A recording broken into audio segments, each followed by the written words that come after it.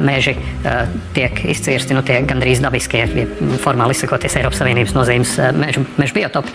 Pēc centrālās statistikas pārvaldes datiem Latvijā aizsargājamo mežu platības 2023. gadā veidoja 563 000 hektāru. Tie ir dabas rezervāti, nacionālie parki, dabas liegumi, mikroliegumi un citi. Un šajos datos nav iekļauti mežstrādes laikā atstātie ekoloģiskie un putnu ligzdu koki. Biotops ir cilvēka izdomāts termins, kas apzīmē vides elementu kopumu, kas nodrošina dzīves apstākļus noteiktām augu un dzīvnieku sugām. Līdz ar to biotops ir sastopams visur. Atkarībā no meža audzes tipa mainās arī tajā sastopamie biotopi. Vienkāršs piemērs. Ir sugas, kurām ir nepieciešams saule un plašums, bet ir sugas, kuras dod priekšroku tumšākiem un biezākiem mežiem. Turklāt Latvijā praktiski nav tādu mežu, kur nenotiek vai kādreiz nav notikusi saimnieciskā darbība. Patiesībā aizsargājamos biotopus nereti atrod mežos, par kuru rūpējas cilvēks. Protams, pēc veckoku nociršanas konkrētajā platībā dzīvotne uz laiku mainās. Taču ņemot vērā, ka Latvijā koka aprite ir ilga 70 līdz 100 un pat vairāk gadi, iepriekšējā dzīvotne atjaunosies. Tāpat mēs redzam, ka meža putnu